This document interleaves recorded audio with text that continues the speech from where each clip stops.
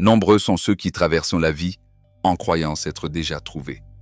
Ils portent un nom en poche, une profession qui les définit et une liste de goûts qui imprègne leur âme. Ils disent « je suis ceci », comme quelqu'un qui plante un drapeau sur un territoire inconnu. Pourtant, ce qu'ils appellent leur identité n'est rien d'autre que le reflet raffiné de ce qu'ils ont appris à être. Ce n'est pas leur vrai visage, mais le masque qui correspond le mieux au monde. Sous ce visage, il y a quelque chose d'innommable. Quelque chose qui ne répond ni aux étiquettes, ni aux emplois du temps, ni aux biographies. Quelque chose d'ancien. Quelque chose qui était là bien avant que vous sachiez épeler votre nom. Cela vit dans le silence que vous ressentez juste avant de vous endormir, dans la nostalgie infondée, dans la joie que vous ne pouvez expliquer. Et quand vous fermez les yeux, ce quelque chose essaie de vous parler. Il ne le fait pas avec des mots. Il ne le fait pas avec la logique. Il vous parle comme le vent dans les arbres ou le feu dansant dans la nuit, avec des symboles. Avec des images qui semblent absurdes, mais qui contiennent une sagesse qui défie les règles de ce monde. Des rêves, des histoires dénuées de sens qui s'échappent des mythes de l'inconscient. Chute sans fin, vol sans aile, poursuite dans des impasses, des pièces que vous n'avez jamais vues, des voix que vous ne reconnaissez pas mais qui semblent vous connaître mieux que vous-même. Ce ne sont pas des accidents, ce sont des signes. Ce sont des lettres que votre âme a écrites à l'encre invisible, attendant que vous appreniez enfin à les lire. Parce que votre esprit conscient, celui qui organise la journée, qui calcule et compare, a oublié bien des choses. Il a enfoui des vérités sous des couches de devoir et de peur. Mais l'âme, elle, n'oublie pas. Elle emmagasine chaque larme non versée, chaque rire interrompu, chaque promesse non tenue, qui fait encore mal sans que vous sachiez pourquoi. Et quand vous dormez, elle ouvre ses archives secrètes et vous les montre par des métaphores. Imaginez, par exemple, que vous rêviez d'une maison. Vous la traversez comme si c'était la vôtre et soudain, vous découvrez une porte. Derrière elle, une vieille pièce pleine de poussière et d'objets oubliés. Ce n'est pas un simple rêve, c'est une vocation. Cette pièce, c'est vous. Une part prisonnière du temps, attendant d'être reconnue. Peut-être un talent nié, peut-être une douleur niée, mais la vôtre néanmoins. L'eau que vous voyez dans vos rêves peut être l'émotion que vous n'avez pas exprimée. Le feu peut être la transformation que vous redoutez. L'animal qui vous observe peut être votre instinct, que vous avez ignoré si longtemps. L'escalier que vous montez ou descendez peut être une métaphore de votre voyage intérieur, de votre ascension vers la conscience ou de votre descente vers l'âme. Ces symboles n'ont pas de signification unique. Ils changent avec chaque cœur. Il n'existe pas de dictionnaire pour traduire l'âme. Il faut la ressentir. Il faut oser fermer les yeux et regarder à l'intérieur. Le savant suisse qui a exploré ces mondes invisibles, ce jardinier de symboles nommé Carl Jung, a compris que les êtres humains portent en eux une carte cachée. Une carte qu'on n'enseigne pas à l'école, mais qui guide les pas de l'âme. Il a appelé cette carte l'inconscient. Et il l'a défendue comme un trésor, et non comme une ombre dangereuse. Ce n'est pas un coin sombre peuplé de fantômes, mais une bibliothèque secrète où réside la vérité que vous avez oubliée sur vous-même. Jung a écrit son dernier message dans un livre destiné non pas aux érudits, mais aux chercheurs. L'homme et ses symboles. Un phare pour ceux qui ressentent un manque, même s'il ne manque rien. Pour ceux qui réussissent, mais se sentent vides. Pour ceux qui ne comprennent ni leurs larmes, ni leurs rires. Ce livre était une clé, une invitation à rentrer chez soi. Et le monde moderne nous a convaincus de nous méfier de l'âme. Il nous dit que l'imagination est enfantine, que l'émotion est une faiblesse, que la rêverie est une perte de temps. Il nous a appris à vivre avec l'esprit et non avec le cœur, à tout planifier et à se sentir petit, à vivre en surface et à oublier les profondeurs. C'est pourquoi tant de gens vivent comme l'ombre d'eux-mêmes. Ils marchent droit, mais sont perdus. Ils sont célébrés pour ce qu'ils font, mais oubliés pour ce qu'ils sont. Ils ont conquis des montagnes extérieures, mais ne sont jamais descendus dans leurs propres abîmes. Et pourtant, quelque chose en eux ne cesse de les appeler. Un symbole qui se répète dans leurs rêves. Une histoire qui leur traverse l'esprit 1000 fois. Un nombre, un animal, un geste. L'âme, quand on ne l'entend pas, insiste. Elle frappe doucement, encore et encore. Et si on ne l'écoute pas, elle se fane. Mais si un jour vous décidez d'écouter, tout change. Si vous cessez de fuir vos symboles et commencez à cheminer avec eux, quelque chose s'éveille. La vie cesse d'être une réaction pour devenir création. Vous ne cherchez plus de sens dans les choses extérieures, car vous avez découvert un univers intérieur. Jung appelait ce voyage le chemin de la plénitude, non pas vers la perfection, mais vers l'intégration. Il s'agit de redevenir entier et non fragmenté, d'accepter la lumière comme l'ombre, d'accueillir l'enfant intérieur, le sage, le guerrier, l'amant, tous vivant en vous, attendant leur tour pour parler. Et le langage qu'ils utilisent n'est pas celui de la raison, c'est celui de l'âme. Alors, la prochaine fois que vous rêvez, ne vous contentez pas de vous réveiller et de suivre le même scénario. Demandez, écoutez, observez. Chaque rêve est un message, chaque symbole un miroir. Et ces miroirs invisibles renferment le reflet le plus vrai que vous puissiez voir. Qui vous êtes lorsque personne ne vous regarde, pas même vous-même. Parce qu'au plus profond de vous, au-delà des noms et des masques, se trouve votre essence. Et cette essence, même si vous avez oublié sa voix, n'a jamais cessé de vous chercher. 1. Si vous êtes arrivé jusqu'ici, c'est que ce sujet vous interpelle. N'oubliez pas que le premier lien de la description propose un contenu plus métaphysique qui peut vous emmener encore plus loin. La voix qui murmure dans les rêves. Il y a des messages qui arrivent sans choc, sans cloche, ni lettres, sans bruit. Ils arrivent dans le silence de la nuit, quand le monde dort et que l'âme ose enfin parler. Ils n'utilisent pas de mots, car les mots sont des structures de l'ego. Ils ne suivent pas la logique, car la logique est un mur face à la vérité. Ils arrivent enveloppés d'images qui brûlent sans feu, de sensations sans nom, de scènes impossibles qui, pourtant, semblent plus réelles que le quotidien. Le savant Carl Gustav Jung appelait cette façon de parler le langage des rêves. Et bien que beaucoup l'ignorent ou le considèrent non comme une fantaisie, il en était certain. Les rêves sont plus véridiques que l'esprit éveillé, car ils ne vous disent pas ce que vous voulez entendre. Ils vous disent ce que vous avez besoin de savoir. Les premiers chapitres de son œuvre la plus intime n'offrent pas de réponse facile. Ils offrent un miroir, mais non pas flatteur, mais révélateur. Ils renvoient le regard sur ce que vous avez évité. Et si vous avez le courage de regarder sans fuir, vous ne trouverez pas l'obscurité, mais la profondeur. Vous n'affronterez pas le monstre, mais le message. Jung soutenait que chaque rêve est une lettre écrite par l'inconscient, non pas à résoudre comme une énigme, mais à ressentir comme une blessure touchée, avec la vérité. La plupart des gens rejettent leurs rêves comme des images dénuées de sens, comme des tempêtes intérieures qui se dissipent au réveil. Mais l'inconscient n'improvise pas. Il répète. Il répète parce qu'il veut être entendu. Imaginez un homme qui rêve, nuit après nuit, de marcher dans un couloir étroit. Il n'y a ni porte ni fenêtre, seuls des pas qui ne mènent nulle part. Le jour, il sourit aux réunions, remplit ses obligations, partage ses repas en famille. Mais quelque chose en lui se sent figé, bloqué. Ce couloir n'est pas littéral. C'est sa vie émotionnelle. C'est sa routine, résumée en un résumé. C'est son âme qui réclame un peu d'espace pour respirer. Jung aurait demandé « Qu'évitez-vous de ressentir?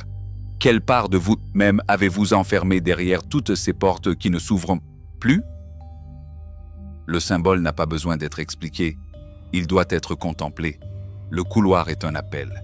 Et comme tout symbole, s'il n'est pas entendu, il s'intensifie. Le rêve persiste, s'assombrit et devient une clameur. Voilà ce qui arrive quand on nie les signes.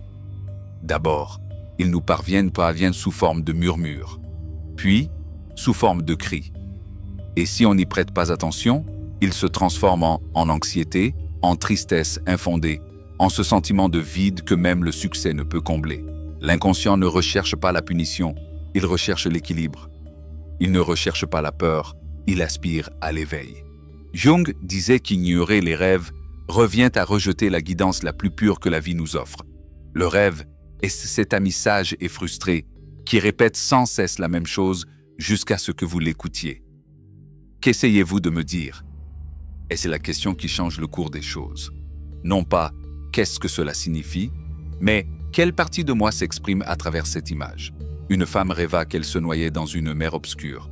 Au début, elle crut au stress, mais grâce à un dialogue intérieur, puis à l'aide d'un professionnel, elle réalisa qu'elle ne se noyait pas dans l'eau, mais dans une relation qui avait asséché sa voix, sa volonté, son essence. Elle ne pouvait se mettre en colère. Elle ne pouvait choisir. Elle vivait dans le moule de quelqu'un d'autre.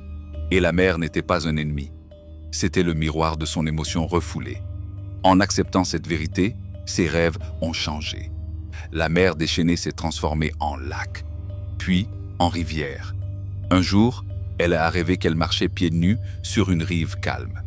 Non pas que son inconscient ait changé, mais parce qu'elle avait appris à l'écouter. Voici comment fonctionne le symbole. Il n'est pas statique. Il évolue avec vous. Ce n'est pas un hiéroglyphe universel. C'est votre histoire. Votre vérité en image. Jung nous a avertis. N'essayez pas de déchiffrer un symbole comme s'il s'agissait d'un code. Ressentez-le. Dessinez votre rêve. Écrivez-le. Revenez-y comme on retourne à un temple. Un autre patient rêva d'un serpent. Au début, il le craignait. Mais avec le temps, il comprit. Le serpent ne venait pas pour le mordre, mais pour le transformer. Car dans les mythes anciens, le serpent mue. Il meurt et renaît. Il détient le secret du renouveau. Ainsi, ce qui semblait d'abord une menace devint un guide. Le conscient classe, bien ou mal, succès ou échec. L'inconscient embrasse le mystère. Il sait que le feu brûle, mais qu'il purifie aussi. Que le monstre peut protéger un trésor. Que l'obscurité n'est pas toujours la fin. Parfois, c'est le ventre maternel où quelque chose de nouveau naît. C'est pourquoi Jung nous encourage à observer plutôt qu'à résoudre, à ressentir plutôt qu'à rationaliser. Ce qui vous effraie le plus dans un rêve est peut-être précisément ce dont vous avez besoin pour vous rétablir. L'enfant intérieur, le désir refoulé, la rage réprimée, la tristesse cachée derrière un sourire automatique. Beaucoup d'entre nous ont été élevés à cacher leur douleur, à se taire quand quelque chose brûle en nous, à cacher leur peur par le rire. Mais les émotions ne meurent pas d'être réprimées. Elles descendent simplement au plus profond de l'âme, et de là, elles continuent de nous parler. Elles se déguisent en symboles. Elles s'insinuent dans la nuit. Elles deviennent des images qui nous secouent, non pas pour nous effrayer, mais pour nous réveiller. L'inconscient recherche l'équilibre. Trop rationnel, il vous enverra des émotions. Trop contrôlant, il vous enverra le chaos. Ignorer vos désirs, c'est fantasmer. Si vous craignez votre ombre, vous rêverez que quelqu'un vous poursuit. Non pas pour vous punir, mais pour vous rappeler que l'autre moitié, c'est vous aussi. C'est l'essence de l'homme et de ses symboles. Tu n'es pas fait pour vivre dans les extrêmes. Tu n'es pas seulement mental. Tu n'es pas seulement instinct. Tu es un pont, une danse entre le jour et la nuit, entre le moi qui se montre et le moi qui se cache. Écoutez vos rêves. Non pas comme si vous cherchiez une explication, mais comme si vous écoutiez de la musique, le cœur ouvert. Car caché dans chaque symbole se cache une part de vous qui aspire encore à être aimé. Les visages cachés qui habitent votre âme. Il existe un pont invisible qui relie votre monde extérieur à l'univers secret qui vous habite. Ce pont n'est pas fait de mots ou de certitudes, mais de symboles. Des images qui apparaissent lorsque vous fermez les yeux, des émotions qui surgissent sans raison apparente, des silhouettes qui traversent les couloirs de vos rêves, tels d'anciens messagers venus des confins de votre inconscient. Comment commencer à déchiffrer ce langage oublié? Le sage de l'âme, Carl Gustav Jung, nous a donné un guide simple mais profond. Écrivez vos rêves. Ne les jugez pas. N'essayez pas de les comprendre immédiatement. Rassemblez-les simplement comme quelqu'un qui cueille des graines sans savoir encore quelle fleur éclotera de chacune. Écrivez-les au réveil, même s'ils paraissent absurdes, même s'ils s'évaporent dès votre première respiration consciente.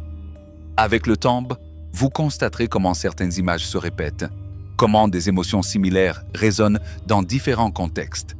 Alors, sans vous en rendre compte, vous aurez commencé à comprendre le langage de votre âme.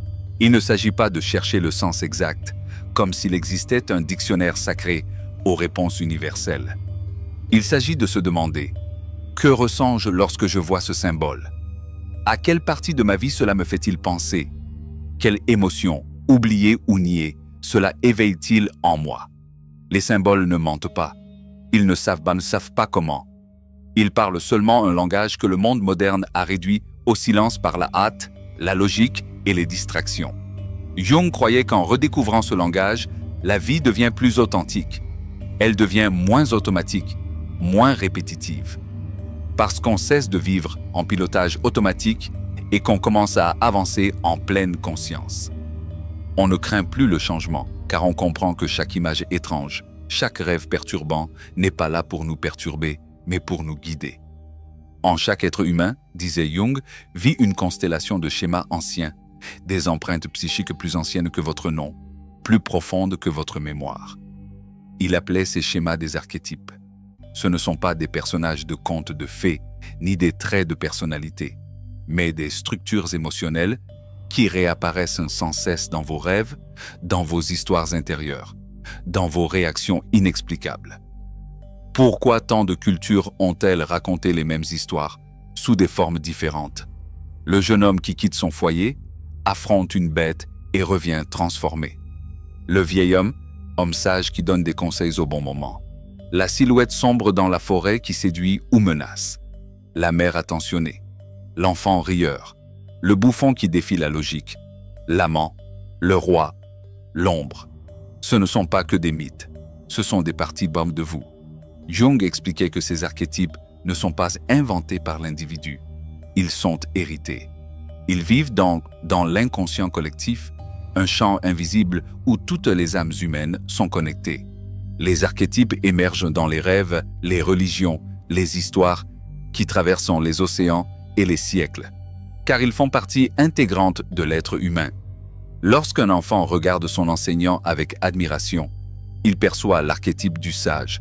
Lorsque vous sentez votre intuition vous guider, c'est peut-être le sage en vous qui vous tend la main. Lorsque quelqu'un trahit votre confiance et vous blesse de manière ancestrale, l'ombre se manifeste. L'ombre. Cet archétype que nous craignons tant et dont nous avons tant besoin. C'est la part de vous que vous avez niée, ce que vous refoulez, ce que vous cachez, ce que vous avez peur de regarder. Dans les rêves, elle peut prendre la forme d'un inconnu qui vous poursuit, d'un monstre que vous ne reconnaissez pas, d'un reflet déformé. Mais elle n'est pas venue pour vous faire du mal. Elle est venue pour vous rappeler ce que vous avez oublié de vous-même. L'ombre n'est pas mauvaise. C'est un miroir. Jung a écrit « On ne s'illumine pas en imaginant des figures de lumière, mais en rendant l'obscurité consciente. » Il ne s'agit pas d'éviter l'inconfort, mais de l'accepter. Car ce n'est qu'en affrontant l'ombre que l'on peut atteindre la plénitude. C'est là que réside votre rage réprimée, vos désirs refoulés, vos peurs irrésolues. Les affronter est le premier pas vers la plénitude de votre âme. Souvent, cette ombre apparaît dans vos rêves comme une version de vous-même que vous ne voulez pas voir. Un homme cruel, une femme impitoyable, un visage qui ressemble au vôtre mais qui vous met mal à l'aise. Ce ne sont pas des ennemis, c'est vous qui exigez de l'espace. Et puis il y a les archétypes plus subtils et énigmatiques, l'anima et l'animus. Les énergies intérieures de l'opposé. L'homme abrite l'anima, sa part sensible, réceptive et émotionnelle.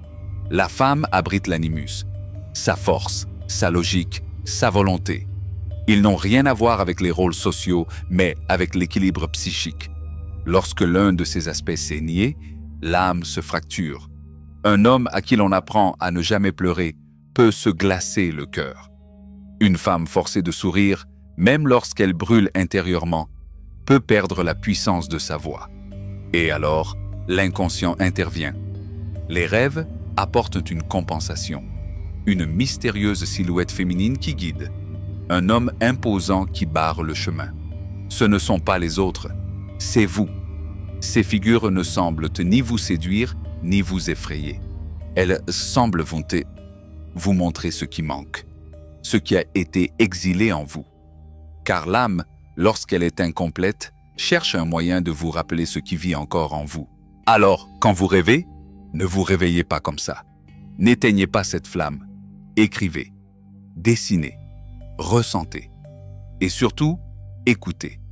Car en vous réside un héros qui attend son voyage, un homme sage qui attend que vous fassiez confiance à sa voix, une ombre qui attend que vous l'accueilliez, une énergie endormie qui attend d'être reconnue. Et chaque nuit, alors que le monde se tait, ils reviennent vers vous. Non pas pour vous embrouiller, mais pour vous aider à vous souvenir de qui vous avez toujours été, avant même de savoir comment vous appeler. La carte invisible qui vit en vous. Tu n'es pas venu au monde pour être parfait.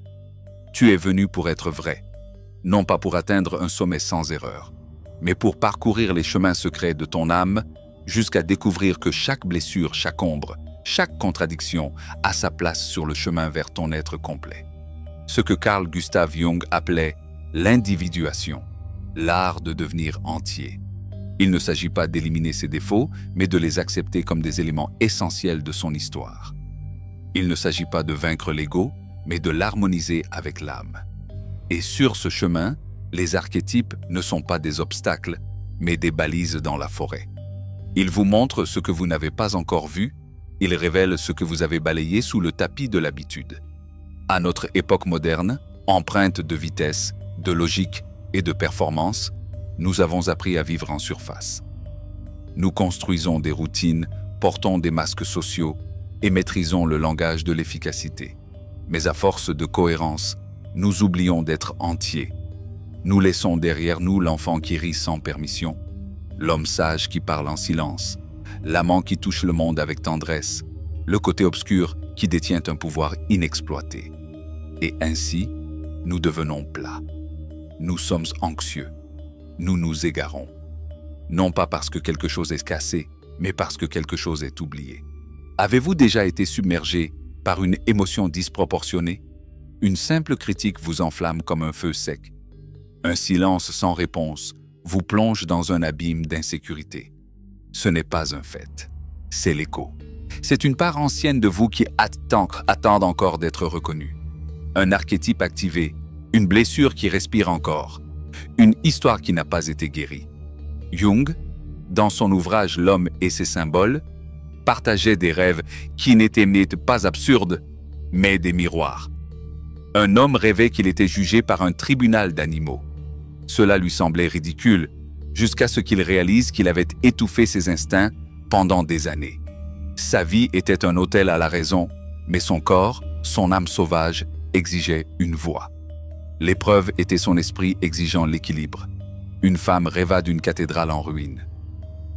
Au début, elle crut à une image dénuée de sens. Mais après une enquête plus approfondie, elle découvrit la vérité. Dans sa quête d'accomplissement extérieur, elle avait délaissé son centre spirituel. Son temple intérieur, négligé, réclamait à grands cris sa reconstruction. Ce rêve ne la menaçait pas, il l'appelait. Voilà comment agissent les archétypes. Ils n'imposent rien, ils invitent, ils ne crient pas, ils murmurent des têtes des images. Ils ne vous forcent pas à venir, ils vous attendent. Ils sont dans vos rêves, dans vos larmes soudaines, dans vos blocages créatifs, dans vos réactions émotionnelles. Et lorsque vous vous arrêtez, juste un instant, pour les écouter, le voile commence à tomber. Vous découvrez que vous n'avez jamais été seul, qu'il existe des voix intérieures qui vous parlent patiemment depuis longtemps. Ces figures qui apparaissent dans votre vie ne sont pas des coïncidences. Elles sont le reflet de votre psyché. La mère intérieure qui prend soin de vous quand le monde vous fait mal. Le héros intérieur qui veut prendre des risques même lorsqu'il tremble. L'ombre qui contient votre feu refoulé. L'enfant qui veut juste jouer quand tout devient trop sérieux. Chaque relation active, l'une de ses parties. Chaque émotion intense est une porte. Chaque impulsion créative est un archétype qui tente de briser le silence. La grande erreur est de les ignorer. Jung nous a prévenus. Lorsque vous rejetez l'un de ces archétypes, il ne disparaît pas. Il se réfugie et se cache. Et de là, il commence à agir à votre place. Il sabote vos décisions, se déguise en anxiété, détruit vos relations, emprisonne votre joie. Il ne le fait pas par malice. Il le fait parce que vous avez cessé de l'écouter. Lorsqu'un archétype est ignoré, il ne disparaît pas. Il devient le destin.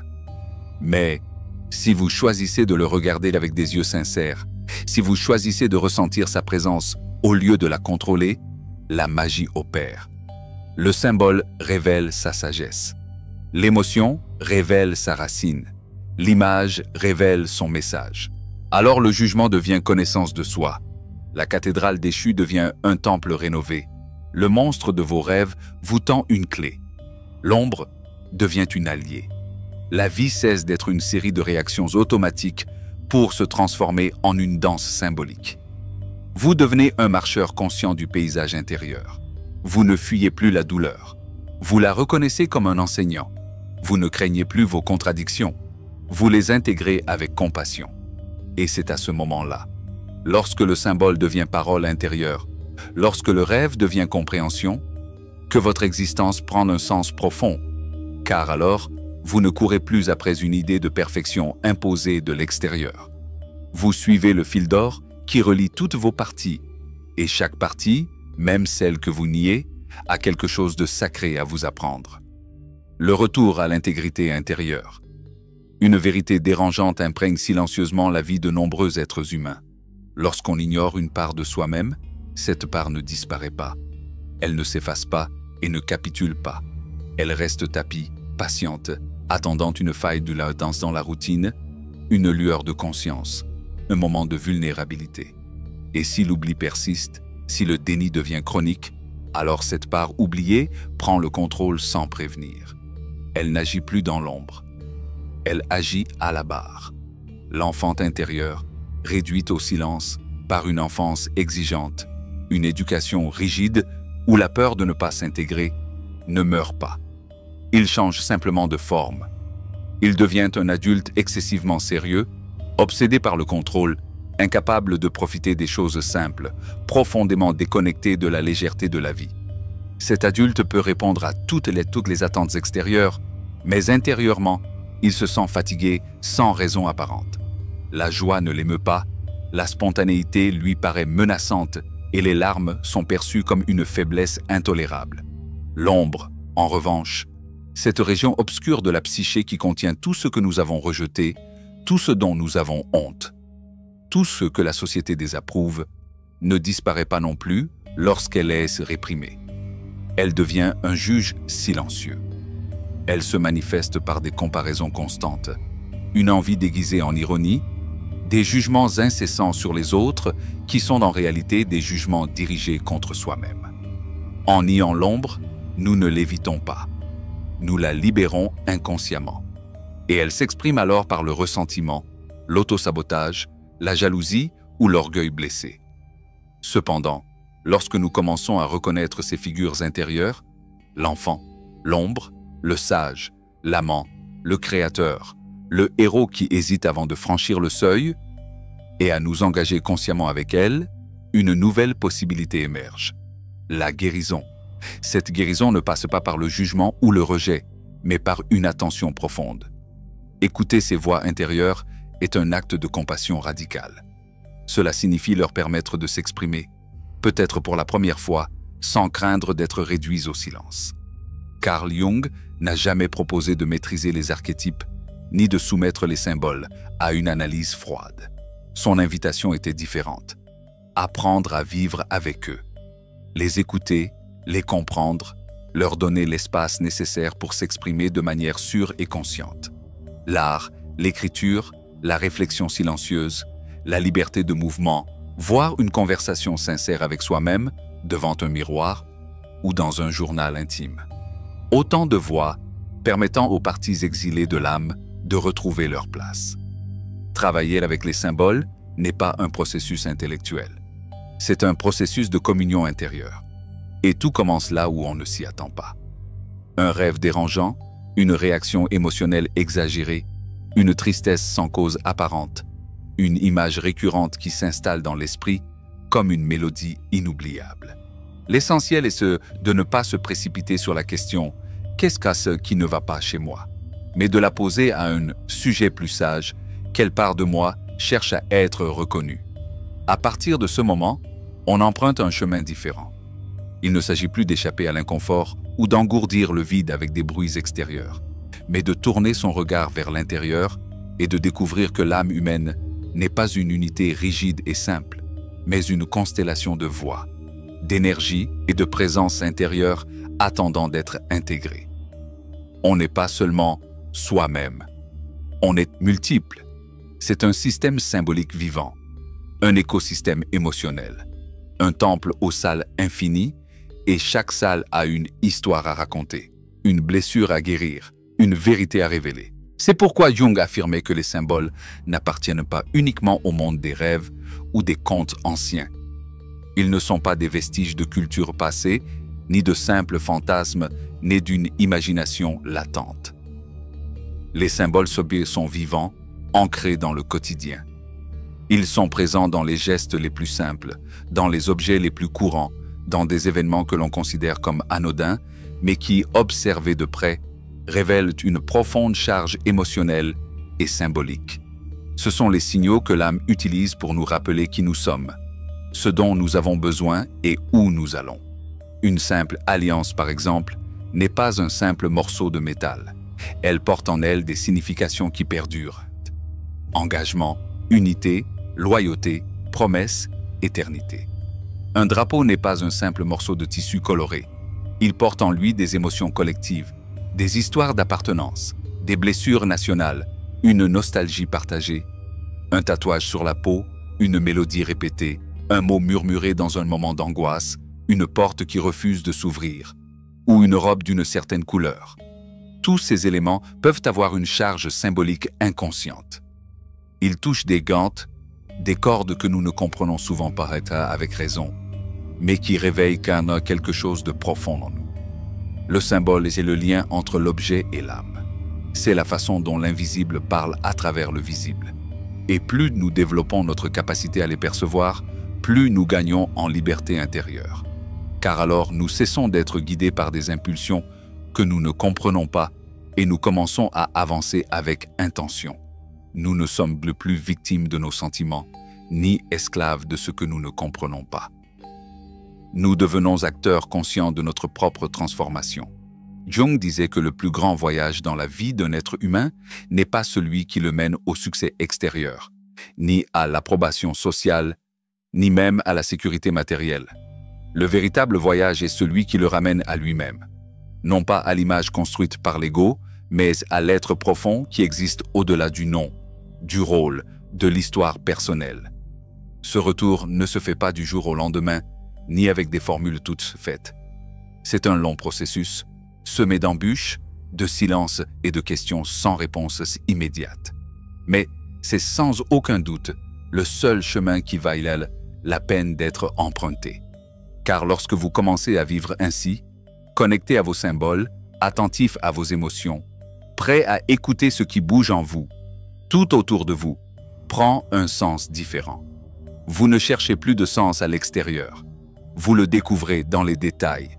Vous n'avez plus besoin d'approbation extérieure. La vérité intérieure suffit. Vous ne marchez plus par inertie. Vous marchez par choix. Et soudain, tu réalises que ton âme ne t'a jamais quitté. Elle attendait juste que tu te souviennes du chemin du retour. Le voyage vers soi-même. Le but profond de l'existence humaine n'est pas le bonheur momentané ou la perfection inaccessible. Le véritable but, celui qui brûle silencieusement sous chaque décision, chaque émotion, chaque crise, est l'intégrité.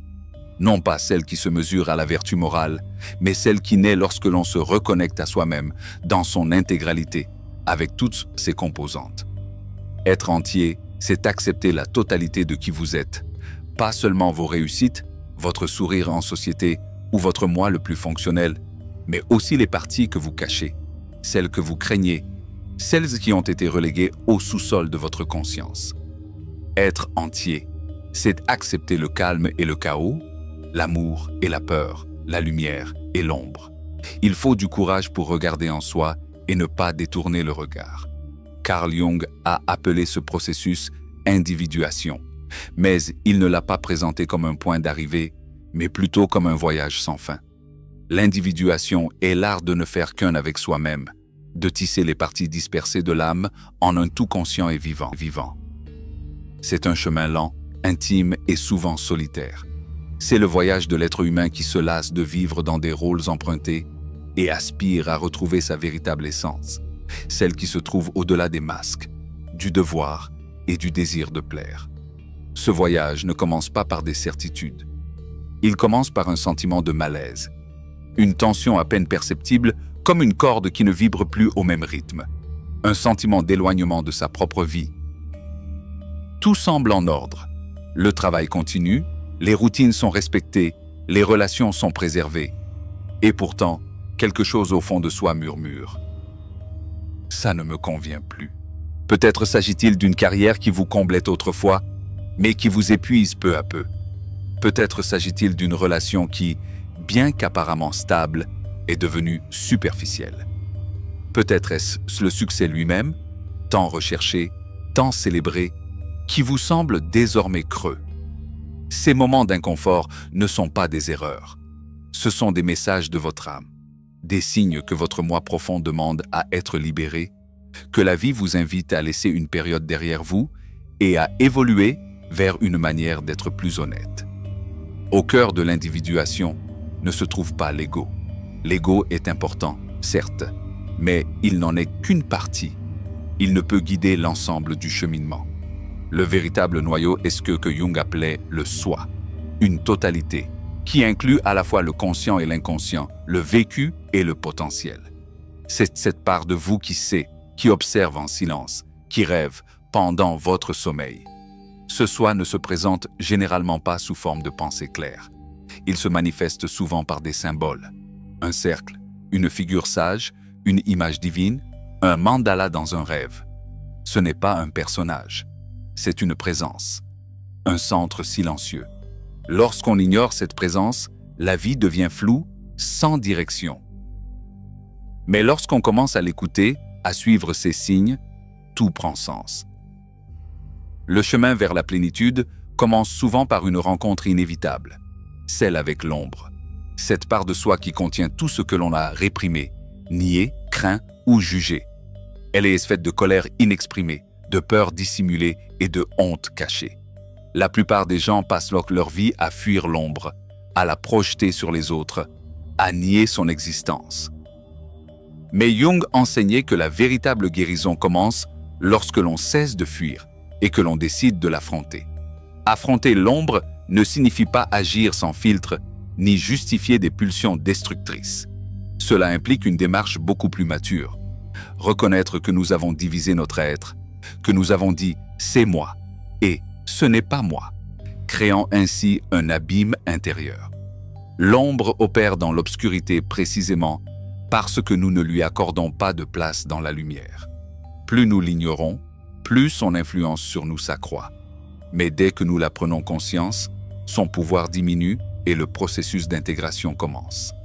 L'intégration n'est pas seulement un acte intérieur. Elle doit se traduire dans la vie quotidienne. Si vous avez passé des années à faire plaisir aux autres, le premier acte d'intégration pourrait être d'apprendre à dire non, sans culpabilité. Si vous avez mis votre créativité en veilleuse par peur du jugement, vous intégrer pourrait impliquer de retourner à la peinture, à l'écriture ou à la création sans justification. Si vous avez refoulé vos émotions, intégrer signifie vous autoriser à pleurer, à vous exprimer et à ressentir sans censure. Ce chemin ne vise pas à faire de vous une personne différente. Il ne s'agit pas de quitter qui vous étiez pour vous inventer une nouvelle identité. Il s'agit plutôt de retrouver ce qui a toujours été là, attendant d'être reconnu. Les parties de vous que vous pensiez mauvaises ou inutiles ne sont pas des erreurs. Ce sont des morceaux manquants de votre intégrité.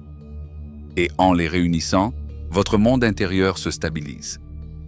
Vous ne réagissez plus avec peur. Vous ne dépendez plus d'une approbation constante. Vous ne cherchez plus de sens dans des espaces vides. Vous commencez à vous habiter. L'individuation est donc un retour. Retour sacré au foyer de l'âme. Ce n'est ni linéaire, ni prévisible. Parfois, avancer signifie s'arrêter. Parfois, grandir signifie lâcher prise. Mais chaque pas conscient vous rapproche de ce centre où, enfin, vous êtes vous-même, sans avoir besoin de vous justifier. Jung l'avait bien compris. Ceux qui n'écoutent pas les signaux de l'âme finissent par se laisser dominer par eux. Mais ceux qui acceptent l'appel du symbole, qui se laissent guider par les rêves et les émotions authentiques, découvrent quelque chose qui dépasse le rationnel.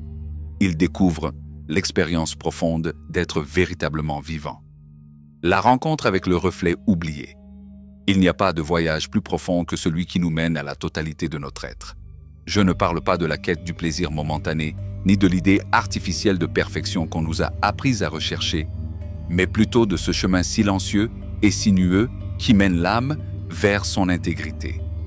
Être entier ne signifie pas être impeccable, mais plutôt être prêt à se reconnaître comme tel. Accepter à la fois ce que l'on aime en soi et ce qui nous dérange, ce qui nous fait mal, ce qui a été nié. Être entier, c'est accueillir l'amour et la peur avec la même tendresse. C'est honorer l'ordre et le chaos, l'ombre autant que la lumière. Il n'y a pas de véritable évolution sans cette acceptation courageuse. Et c'est dans ce mystère de l'accomplissement personnel que naît le concept d'individuation que Carl Jung appelait un processus, non un but, un éveil lent, presque végétal, mesuré non pas en réalisation visible, mais en transformations intérieures. C'est le retour au vrai soi, au-delà de la personnalité que nous nous sommes créés pour survivre dans le monde. Ce voyage profond et ouvert commence souvent par une faille, une fissure imperceptible dans la routine, une dissonance intérieure qui commence à se faire sentir comme un écho impossible à taire. Quelque chose ne colle plus. Peut-être est-ce que ce travail, qui offrait autrefois du sens et qui aujourd'hui épuise silencieusement la joie. Peut-être est-ce cette relation qui rayonne dans le monde, mais résonne vide dans le cœur. Peut-être est-ce le succès qui, loin de satisfaire, révèle une soif plus profonde. Ces moments, loin d'être des échecs, sont des invitations de l'âme. Des signes que nous sommes prêts à franchir un nouveau seuil de conscience. Au cœur de ce voyage se trouve non pas l'ego, cette image soigneusement construite, mais le soi, un tout qui englobe à la fois ce que vous voyez et ce qui se cache au plus profond de vous. Ce soi est plus qu'une identité. Il est origine et destin. Il est le miroir qui reflète à la fois votre histoire et votre potentiel. Et il vous parle souvent à travers des symboles, un guide silencieux dans un rêve, un mandala qui apparaît dans l'esprit fermé pendant le sommeil, un cercle sans fin. Ce n'est pas un personnage, c'est une présence. Et plus vous l'ignorez, plus votre boussole intérieure se perd. Mais lorsque vous commencez à l'écouter, le monde retrouve son sens. La porte vers cette plénitude s'ouvre souvent par la rencontre avec l'ombre. Là se cache tout ce que vous avez été contraint de rejeter. La colère que vous n'avez jamais exprimée, les peurs que vous avez niées, les émotions que vous avez refoulées pour être acceptées. Nombreux sont ceux qui fuient cette ombre. Mais la véritable croissance commence lorsque vous décidez enfin de la regarder dans les yeux. Non pas de céder à ses impulsions, mais de reconnaître où vous vous êtes scindé en deux, où vous avez déclaré qu'une part de vous était précieuse et l'autre non. Une fois l'ombre acceptée, un nouveau seuil s'ouvre, l'intégration. Et ce n'est pas une tâche abstraite, c'est une tâche concrète, quotidienne et humaine. Si vous avez toujours dit « oui » quand vous vouliez crier « non », l'intégration signifiera commencer à poser des limites. Si vous avez étouffé votre créativité par peur du jugement, l'intégration signifiera créer sans attente. Si vous avez bloqué vos émotions pour éviter la vulnérabilité, l'intégration signifiera pleurer quand votre cœur en a besoin, parler quand quelque chose vous fait mal, ressentir sans peur. Sur ce chemin vers qui vous êtes, il y a une étape que beaucoup ignorent, la rencontre avec l'opposé intérieur. Jung les appelait anima et animus, des forces symboliques qui représentent le féminin chez l'homme et le masculin chez la femme. Il ne s'agit pas d'identité de genre, mais de polarité psychique, d'énergie complémentaire qui nous habitent tous. Réprimée, elle génère un déséquilibre qui s'infiltre dans chaque décision, chaque relation, chaque émotion. Le anima incarne la sensibilité, l'intuition, la dévotion et la connexion à l'invisible. Réprimée, elle fait émerger une dureté émotionnelle, une déconnexion affective et une rationalité extrême. Les hommes, qui ont appris que les hommes ne pleurent pas, ont tendance à cacher leur tendresse dans l'ombre, et cette tendresse, niée, se transforme en rigidité ou en vide. L'animus représente la volonté, la logique, l'action et le discernement. Lorsqu'il est bloqué, l'insécurité, la passivité et la difficulté à prendre des décisions en fonction de ses propres forces émergent. Les femmes élevées dans l'obéissance, le silence et la soumission oubliant souvent qu'en elles vit aussi un guerrier sacré. Ces deux énergies ne sont pas destinées à se dominer, mais à danser ensemble. Et lorsqu'elles se rencontrent, lorsqu'elles se reconnaissent, une profonde alchimie émerge. L'union du réceptif et de l'actif, de l'intuition et de la clarté, de l'attention et de la fermeté. Ces figures apparaissent souvent dans les rêves. Un homme mystérieux bloquant le chemin, une femme énigmatique ouvrant la voie dans une forêt. Ce ne sont pas des personnages étrangers, ce sont des fragments de vous, aspirant à être réintégrés. La véritable sagesse, disait Jung, ne consiste pas à réprimer ce que nous sommes, mais à dialoguer avec lui. Et l'âme possède ses propres langages pour nous appeler, symboles, rêves, émotions intenses qui semblent inexplicables. Si vous apprenez à déchiffrer ces appels, si vous cessez de vous demander « qu'est-ce qui ne va pas chez moi ?» et commencez à vous demander « quelle part de moi-même souhaite être vue ?» alors vous cheminerez vers vous-même. Le chemin vers la plénitude n'est pas une ligne droite, c'est plutôt une spirale sacrée. Il ne vous transforme pas en quelqu'un de nouveau, il vous ramène à celui que vous avez toujours été, avant la peur, le conditionnement, l'oubli. À chaque étape de ce voyage, vous n'êtes pas seul. Vous êtes accompagné par votre ombre, votre lumière, votre opposé intérieur. Et, surtout, vous êtes accompagné par votre âme, qui a toujours su où vous deviez retourner. Folie ou illumination. Le seuil inattendu de la transformation intérieure. Il y a des moments dans la vie où tout s'écroule. L'esprit, autrefois clair et ordonné, se retrouve submergé d'images, de rêves étranges et d'émotions qui échappent à la logique quotidienne. Ce qui était autrefois certain devient incertitude. Ce qui avait une forme se transforme en brouillard. Dans ces moments-là, beaucoup croient perdre la raison. Mais Carl Jung, avec la sagesse de celui qui a voyagé au plus profond de l'âme, nous a offert une autre perspective. Peut-être ne devenons-nous pas fous, peut-être sommes-nous en train de nous éveiller. En 1913, après sa rupture avec Freud, Jung commença à avoir des visions si vives qu'elles le poussèrent aux limites de la compréhension. Rêves symboliques, émotions intenses, images archétypales surgirent comme des vagues incontrôlables des profondeurs de son inconscient. Aux yeux du monde, il ressemblait à un homme en train de s'effondrer. Mais il ne s'enfuit pas. Il n'anesthésie pas son âme, ni ne tourne le dos à sa douleur. Au contraire, il s'assit avec elle, l'écouta, la dessina, la coucha sur papier.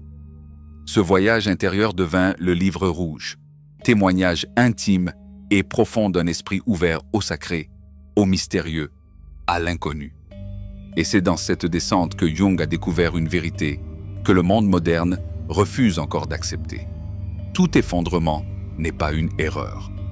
Parfois, lorsque la vie se brise, Lorsque l'identité se dissout, lorsque nous avons l'impression de ne plus nous reconnaître, nous ne sommes pas à la fin, mais au véritable commencement.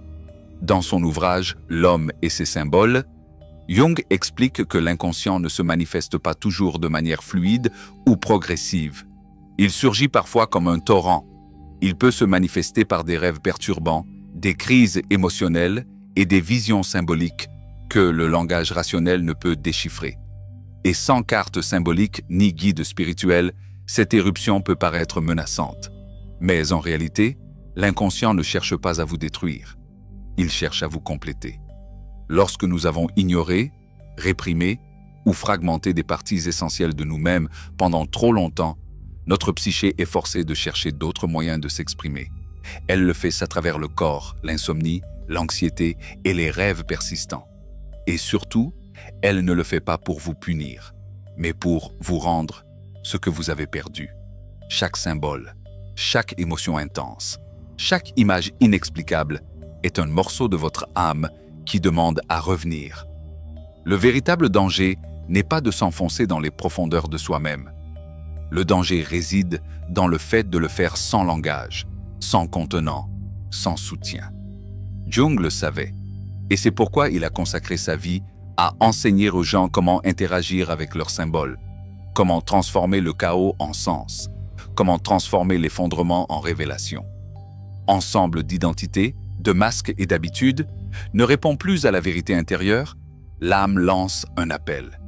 Cet appel peut ressembler à une dépression nerveuse ou à une crise existentielle, mais il s'agit en réalité d'un rite de passage.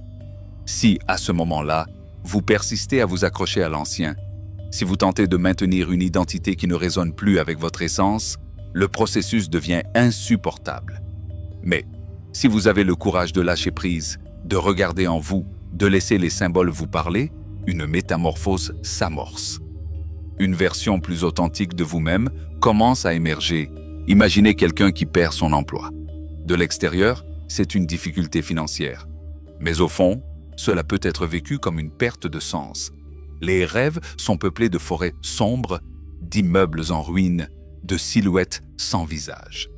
Ce sont des représentations symboliques de l'effondrement de l'ego. La forêt représente l'inconnu, le bâtiment le moi qui s'effondre.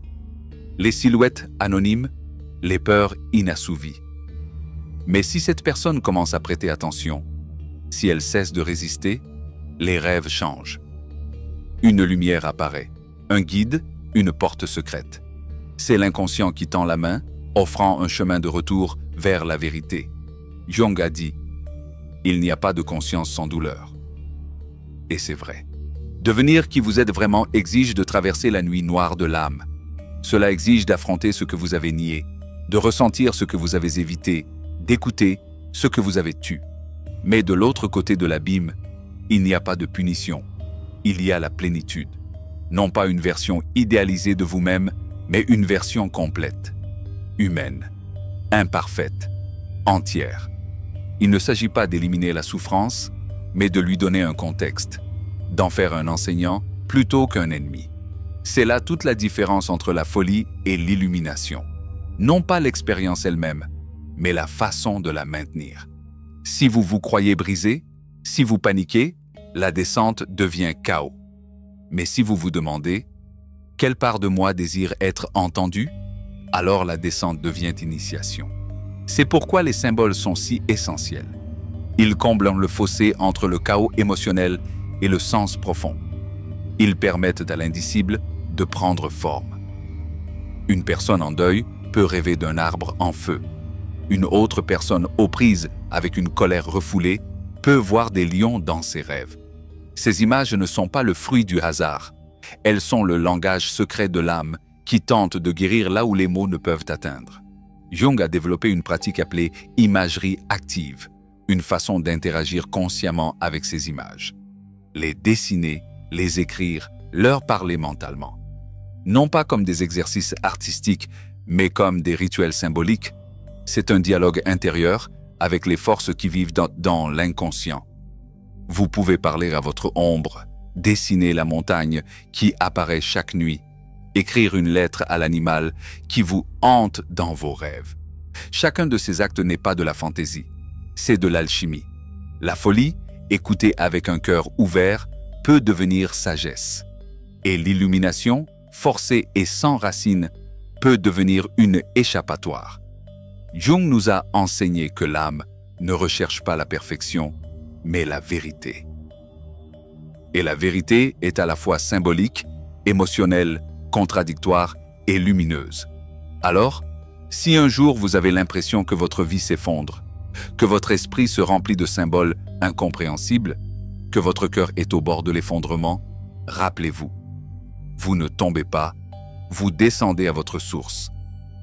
Vous n'êtes pas puni, vous êtes reconfiguré. Et même si cela peut paraître sombre, cela peut être le prélude à votre éveil le plus profond. Le retour de l'alchimiste intérieur. Il arrive un moment sur le chemin spirituel où la contemplation ne suffit plus. Non pas qu'elle ait perdu sa valeur, mais parce que l'âme, ayant traversé ses propres déserts, aspire à toucher le monde avec des mains neuves. Le véritable voyage ne s'arrête pas au sommet de la montagne, mais lorsqu'on descend, la sagesse accumulée entre les doigts et un regard clair pour embrasser la vie telle qu'elle est.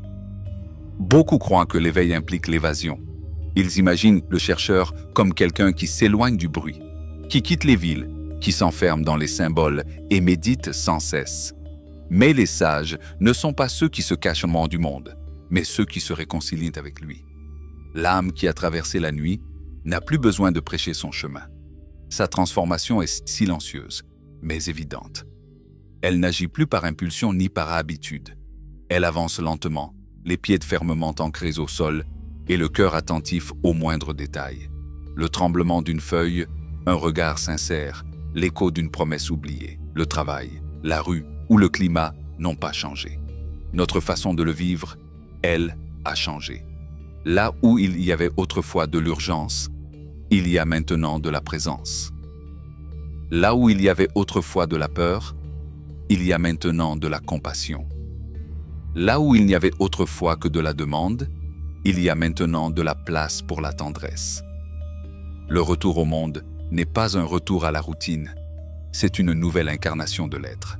Comme si l'âme, si longtemps endormie, osait enfin ouvrir les yeux au milieu du tumulte quotidien. Et puis, les vieux fantômes ne nous effraient bien plus. On les reconnaît comme des parties perdues de l'âme. Les émotions qui nous déchiraient autrefois sont désormais des alliés, proclamant un message profond. Les décisions sont prises non pas pour plaire, mais pour honorer.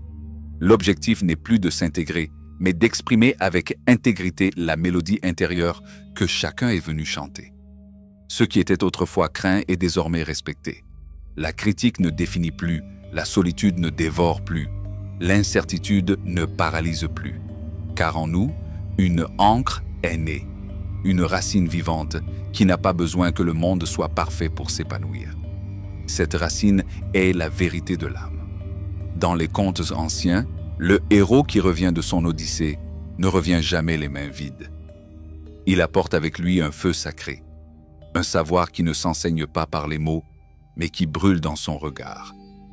Dans la vie réelle, ce flambeau peut prendre de multiples formes. Le courage de dire « assez », la tendresse d'une larme sans honte, l'audace de renoncer à ce qui ne nourrit pas. Parfois, ce retour signifie laisser les gens derrière soi. D'autres fois, il signifie rester avec eux, mais avec une nouvelle perspective. La différence ne réside pas sur scène, mais dans le danseur qui s'est réconcilié avec sa musique intérieure. Et ainsi, de l'invisible, quelque chose de nouveau commence à être semé. Sans vouloir changer le monde, on change son lien avec lui. Toute notre existence devient un acte sacré. Manger, parler, rire, marcher, tout devient un miroir où l'âme se reflète sans maquillage. Mais cette renaissance n'est pas annoncée par des feux d'artifice. Elle est subtile comme l'aube. C'est l'énergie qui fait dire aux gens « Je te vois différemment », sans savoir exactement ce qui a changé. C'est la tranquillité qui transforme les conversations, le silence qui soutient, le regard qui ne juge pas. L'un des plus grands trésors que le maître de l'âme ait laissé derrière lui était celui-ci. Le but de l'éveil n'est pas la séparation, mais le service. Car ceux qui ont scruté leurs ténèbres sans trembler peuvent désormais être un phare pour ceux qui sont encore naufragés.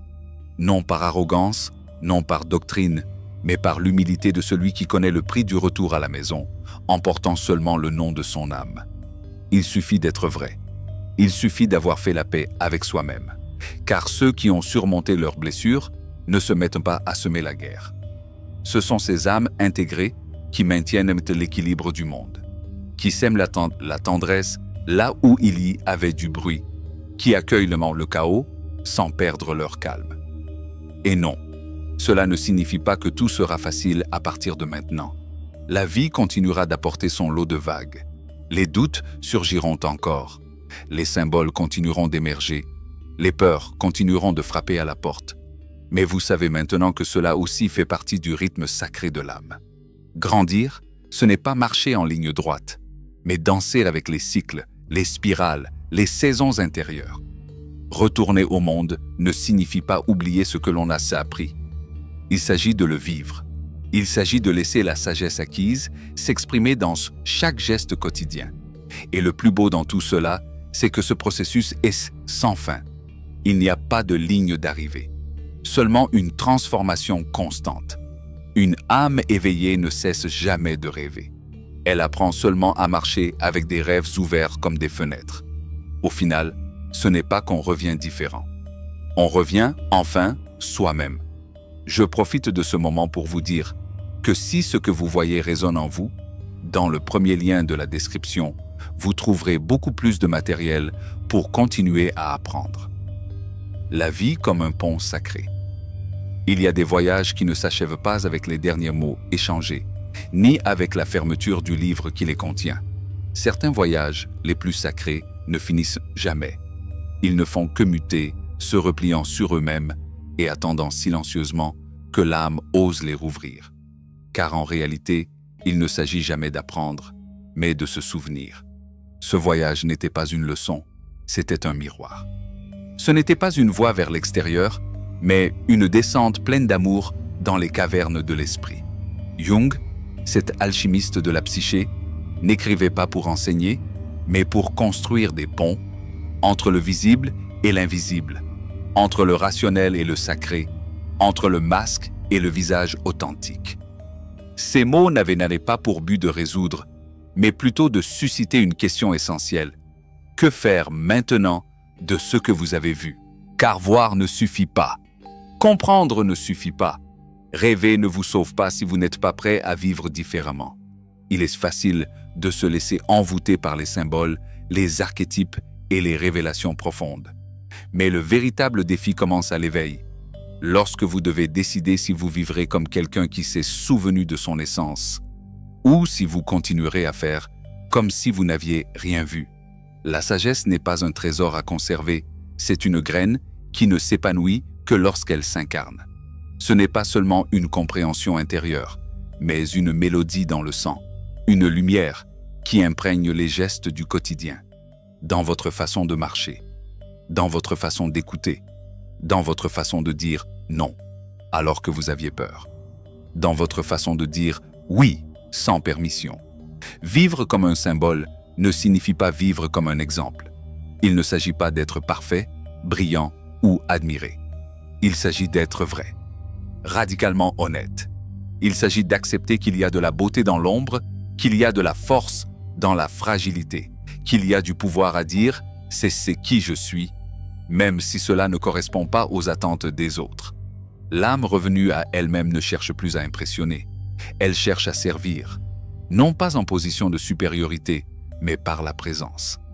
Non pas en essayant de corriger les autres, mais en leur montrant qu'il est possible de s'habituer dignement. L'être qui a fusionné avec ses lumières et ses fissures devient un foyer pour ceux qui tremblent encore au seuil de la connaissance de soi. Être un symbole n'est pas une tâche glamour. C'est, en réalité, une mission sacrée. Car chaque fois que vous choisissez la voie de l'authenticité, vous ouvrez une voie invisible à quelqu'un d'autre. Chaque fois que vous vous autorisez à ressentir, à penser, à questionner, à pleurer ou à changer, vous rappelez au monde qu'il existe une autre façon d'exister. Nous n'avons pas besoin de plus de figures qui parlent d'amour sans l'incarner. Nous avons besoin d'êtres humains qui respirent nos lames sereines, qui acceptent leurs contradictions, qui marchent pieds nus dans leur propre labyrinthe et reviennent les mains ouvertes pour les autres. Certains croient que leur vie est sans importance parce qu'ils sont invisibles. Mais en réalité, le monde ne repose pas sur les projecteurs, mais sur de petites actions sincères. Une parole sincère a plus de pouvoir que 1000 discours. Une étreinte sans jugement peut sauver une vie. Une décision prise avec l'âme peut redessiner toute la carte de votre destin. La guérison n'est donc pas un acte privé. Tout ce que vous intégrez en vous-même devient un remède pour le monde. Et tout ce que vous reniez en vous-même devient involontairement un fardeau pour autrui. C'est la danse silencieuse de l'âme collective. Aujourd'hui, le voyage change de forme, mais il ne s'arrête pas. Il ne peut s'arrêter car la plénitude n'est pas un état que l'on atteint. C'est une musique que l'on choisit de continuer à écouter. Chaque nuit apportera de nouveaux rêves. Chaque rencontre réveillera des archétypes endormis. Chaque émotion restera une voix qui réclame d'être entendue. Et vous, qui avez parcouru tout ce chemin, avez maintenant le choix. Continuez à regarder vers l'intérieur, non pas en fuyant, mais en honorant. Non pas par jugement, mais par émerveillement. Écoutez ce que vous ne comprenez pas encore. Laissez la tristesse adoucir votre cœur. Laissez la confusion vous apprendre à ne pas toujours avoir réponse à tout. Rappelez-vous que le symbole le plus important n'est pas celui que vous voyez à l'extérieur, mais celui qui vibre en vous. Ressentez-vous de la colère? C'est peut-être le feu dont vous avez besoin pour allumer votre objectif. Ressentez-vous de la peur? C'est peut-être la frontière qui annonce qu'une partie de vous est sur le point de renaître. Ressentez-vous du vide? C'est peut-être un espace sacré, prêt à être habité par une nouvelle vérité. Ne sous-estimez pas vos silences. Ne minimisez pas vos larmes. N'ignorez pas vos élans créatifs. Tout ce qui émerge de vous fait partie de la carte. Et si vous apprenez à la déchiffrer, la vie devient un rituel plein de sens. Jung ne promettait pas de réponse rapide. Il ne proposait pas de bonheur tout près. Il parlait d'intégrité, de la beauté d'être soi-même, même quand le monde nous réclame à corps et à cri. De garder son âme humble et de la laisser transformer notre façon de voir, d'aimer et de vivre. Maintenant, le cercle se referme, non pas parce que l'histoire se termine, mais parce que le symbole a été planté. La graine a été semée. Le reste ne dépend que de vous. Que ferez-vous de cette lumière? À quelle vérité vous engagerez-vous? Quel symbole vous parle désormais du fond du cœur et demande à être vécu? Ce n'est pas la fin. C'est un nouveau départ. Comme le fleuve qui retourne à la mer pour devenir un nuage. Comme la nuit qui laisse place à l'aube pour recommencer. Vivre comme un symbole n'est pas un acte héroïque, c'est un acte d'humilité. C'est se réveiller chaque matin et se rappeler que ce que l'on fait compte, que ce que l'on guérit rayonne, que ce que l'on honore en soi permet aux autres de s'honorer eux-mêmes. Et puis, sans vous en rendre compte, vous devenez ce que vous avez toujours recherché. Pas une idée, pas une théorie, pas une image parfaite, mais une vérité vivante. Le chemin silencieux du retour intérieur. Lorsqu'on rencontre la vérité intérieure, on ne redevient plus jamais le même. Non pas parce qu'on devient quelqu'un de différent, mais parce qu'on s'autorise enfin à être qui l'on est vraiment. Et cette reconnaissance ne s'accompagne pas toujours d'étincelles, de voix venues du ciel ou d'une grande illumination. Souvent, le retour à soi se fait au cœur du silence, dans le quotidien, par des actes simples qui semblaient autrefois dénués de sens. C'est là, dans l'invisible, que commence la véritable transformation. Après l'éveil, après avoir vu les symboles, interprété les rêves, touché la douleur et accueilli les ombres, vient l'étape la plus difficile et la plus sacrée. Incarner ce que nous avons appris. Retourner au monde sans s'y perdre. Retrouver les mêmes rues, les mêmes visages, les mêmes routines, mais d'un autre monde. Et c'est dans ce retour que se révèle la véritable valeur du voyage intérieur. Il ne suffit pas d'être descendu dans les profondeurs si, à notre retour, nous restons esclaves de la peur, du jugement et du passé. Il ne suffit pas de comprendre nos blessures si nous n'apprenons pas à les aimer en poursuivant notre chemin. Jung le savait. L'âme ne demande pas de théorie, elle demande du courage. Le courage de vivre dans la totalité, même si personne d'autre ne comprend. Le courage d'être un symbole dans un monde qui idolâtre les masques. Être un symbole ne signifie pas être parfait, mais être fidèle. Fidèle à l'appel de l'âme, fidèle à ce que nous découvrons dans nos moments les plus vulnérables. Car tout ce que l'inconscient nous montrait, la tristesse, l'ombre, la silhouette intérieure en pleurs, l'enfant perdu, la voix que nous n'avions pas entendue, n'était pas une illusion. C'était un guide. La question est désormais différente. Elle n'est plus « qui suis-je ?» mais « comment vais-je vivre avec ce que je sais désormais ?» Chaque conversation, chaque décision, chaque geste devient un petit autel où nous honorons ce que nous avons intégré. Et cela ne se voit pas toujours. On peut avoir l'impression que rien n'a changé. On a toujours l'impression de travailler au même endroit, d'accueillir les mêmes personnes, d'accomplir les mêmes tâches. Mais vous savez, il existe une différence invisible qui transforme tout. Vous ne réagissez plus comme avant. Vous ne fuyez plus le conflit avec la même hâte. Vous ne portez plus la culpabilité des autres comme si c'était votre croix. Maintenant, vous écoutez avant de parler. Vous observez avant de juger. Vous respirez avant de vous refermer. Une nouvelle musique résonne en vous, et même si vous ne pouvez pas toujours l'expliquer, vous savez qu'elle est là. C'est la musique de la cohérence. Le langage de quelqu'un qui est descendu au centre de lui-même et qui en est revenu les mains ouvertes. L'âme qui a fait ce voyage devient un remède, non pas parce qu'elle guérit les autres, mais parce qu'elle cesse de nuire. Elle cesse d'exiger, elle cesse d'imposer, elle cesse de répéter les schémas. Sa simple présence est un baume. Elle n'a pas besoin de convaincre qui que ce soit, elle n'a pas besoin de crier, car la vérité vécue ne fait pas de bruit. Elle rayonne. Peut-être vous surprenez-vous maintenant à aider les autres sans le vouloir. Non pas par des conseils, mais par l'écoute. Non pas par la raison, mais par la compréhension. Et c'est là le plus beau de ce symbole. Il ne s'enseigne pas, il est contagieux. Il ne s'impose pas, il se partage. Parfois, quand on vit ainsi, on s'approche de soi avec curiosité. On vous demande pourquoi vous avez changé. On vous dit qu'il y a quelque chose en vous qu'on ne peut expliquer. Et vous, peut-être, vous vous contentez de sourire. Car vous savez que ce qui a changé, ce n'est pas votre apparence, mais vos racines. Vous avez planté quelque chose de nouveau dans votre cœur et cela fleurit inévitablement dans vos yeux.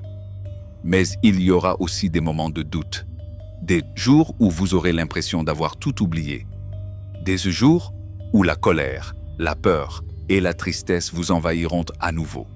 Ne les repoussez pas, ne pensez pas avoir échoué. L'âme ne se déploie pas en ligne droite. La croissance est circulaire. Ce qui revient ne vient pas pour vous punir, mais pour être aimé par votre nouvelle conscience. N'oubliez pas, chaque émotion difficile qui revient est une opportunité d'aimer plus profondément. Tu ne reviens pas en arrière, tu vas plus loin. Et si vous trébuchez en chemin, ne vous jugez pas. Marcher avec une âme éveillée ne signifie pas ne pas tomber. Cela signifie tomber en sachant que vous pouvez vous relever différemment, que chaque blessure a quelque chose à dire, que chaque larme vous relie à ceux qui pleurent aussi en silence. Vous n'êtes pas seulement un être individuel, vous êtes un fragment de l'âme du monde. Et plus vous connaissez, plus vous devenez un canal pour cette conscience universelle. Vous devenez un terreau fertile pour l'invisible. Et cela, même si vous ne le voyez pas, transforme tout autour de vous.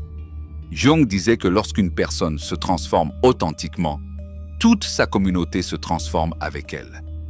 Non pas parce qu'elle accomplit quelque chose d'extraordinaire, mais parce qu'en se réconciliant avec elle-même, elle perturbe un schéma collectif. Elle libère une énergie. Elle ouvre un portail. Maintenant, tu le sais. Le symbole n'était pas quelque chose d'extérieur. Le symbole, c'est toi. Toi, quand tu décides de vivre avec un cœur éveillé. Toi, quand tu choisis l'amour, plutôt que le ressentiment. Toi, quand tu oses exprimer ta vérité sans dissimulation. C'est ce que ce voyage a cherché à vous montrer. Que votre vie, dans sa forme la plus simple et la plus sincère, peut être une offrande. Que chaque respiration consciente peut être une prière. Que chaque pas honnête peut être un rituel. Et que, même lorsque le monde vous pousse vers l'oubli, vous pouvez choisir de vous souvenir. Rappelez-vous que vous êtes venu ici pour être vous-même. Pas un reflet, pas une attente, pas une répétition. Vous êtes venu pour être présence. Et c'est là la plus grande révolution spirituelle. Alors continuez à écouter vos rêves. Continuez à observer les symboles. Continuez à honorer votre ombre. Non pas par obligation, mais parce que vous ne savez plus vivre autrement. Car une fois l'âme éveillée, il n'y a plus de retour en arrière. Le symbole a pris forme en vous. Vous êtes désormais celui qui porte le flambeau, non pas pour éclairer les autres, mais pour vous empêcher de vous perdre sur votre propre chemin. Continuez, avec patience, avec tendresse, avec humilité. Il n'y a pas de destin plus sacré que de vivre en harmonie avec son âme. Et si jamais vous vous sentez à nouveau perdu, n'ayez pas peur. C'est peut-être juste une autre étape du voyage. Peut-être est-ce que c'est votre âme, une fois de plus, qui vous invite à regarder plus profondément, à aimer plus pleinement, à vivre plus véritablement. Alors, respirez, écoutez et passez à l'étape suivante. Le silence qui sait habiter la vérité sans mots. Il arrive un moment sur le chemin où il n'est plus nécessaire de chercher des signes extérieurs, car la boussole tourne de l'intérieur. Nul besoin de demander aux autres ce qu'il faut faire, car l'âme est devenue la seule voie à laquelle on désire obéir. Non pas parce qu'elle a toutes les réponses, mais parce qu'elle a déjà appris à danser avec les questions. Vivre comme un symbole de plénitude ne signifie pas vivre une vie sans faille. Cela signifie l'habiter avec présence. Cela signifie cesser de fuir soi-même et faire de son être une demeure sacrée. Cela signifie se réveiller chaque jour, non pas avec le besoin d'être parfait, mais avec le désir d'être authentique. Celui qui a traversé son ombre n'a plus besoin de se défendre. Ceux qui ont fait la paix avec leur vulnérabilité ne vivent plus sur la défensive, ne portent plus d'armure, n'aiguisent plus leur voix avec des arguments. Leur force réside dans le silence. Ce silence qui ne fait pas taire, mais qui maintient. Un silence qui ne cherche pas à s'imposer, mais simplement à être. Et c'est dans cet être que la véritable alchimie commence à fonctionner. Il n'est plus nécessaire de convaincre le monde de quoi que ce soit. Il n'y a plus de désir de gagner des débats ou d'avoir raison. Parce que nous comprenons que chaque être humain mène un combat invisible et que crier n'est qu'une façon maladroite d'attirer l'attention. Alors, au lieu de répondre à un cri par un autre, nous répondons par un regard. Avec respect. Avec l'espace que nous nous accordons et que nous pouvons enfin offrir aux autres. Celui qui est devenu un symbole n'a pas besoin d'élever la voix. Son existence même est une prière. Son voyage est une graine. Et où qu'il aille, il laisse des empreintes invisibles que d'autres, peut-être sans le savoir, apprendront à suivre. Habiter la plénitude, c'est devenir un remède silencieux. Non pas un remède qui prescrit des solutions, mais un remède qui entretient la fièvre de l'autre sans le juger, qui accompagne les pleurs sans vouloir les assécher, qui écoute le chaos sans avoir besoin de tout comprendre. Car lorsqu'on est descendu suffisamment au plus profond de soi-même, on comprend que la douleur ne se résout pas. Elle s'embrasse. Et cette étreinte ne vient pas de l'esprit. Elle ne naît pas de la connaissance, mais de la reconnaissance. Du fait de voir l'autre et de dire, sans mots, « Moi aussi, j'ai vécu la même chose. » C'est le plus beau cadeau offert par quelqu'un qui a cheminé vers la plénitude. Une véritable compagnie. Une compagnie qui ne demande rien en retour, qui ne cherche pas à se démarquer, qui n'a pas besoin de sauver qui que ce soit. Elle est, tout simplement. Et pourtant, ça se transforme. Peut-être commencez-vous maintenant à comprendre que chaque pas, chaque erreur, chaque nuit blanche, chaque chute, chaque question sans réponse, tout vous menait ici. À ce point où, sans être arrivé à un endroit définitif, vous vous retrouvez à vous habiter, à respirer, à vous accepter. Voilà ce que c'est la vie vécue dans sa totalité. Non pas une destination, mais un état de communion. non pas un but, mais une façon de voir. Et puis les symboles ne sont plus seulement dans les rêves. Ils sont dans le sourire d'un inconnu, dans la façon dont le soleil filtre à travers la fenêtre, dans l'odeur du pain chaud, dans la larme qui coule sans raison apparente, dans le silence partagé avec quelqu'un qui n'a pas besoin d'explication. Tout devient message, tout est miroir, tout a un sens, même si on ne peut le nommer. Vivre comme un symbole, c'est apprendre à lire le langage secret de l'univers, non pas avec la raison, mais avec une âme ouverte. Et c'est là que beaucoup se demandent, comment maintenir cet état dans un monde qui semble endormi? La réponse n'est pas de résister, c'est d'aimer. Non pas avec l'amour idéalisé des contes de fées, mais avec l'amour quotidien qui ose voir.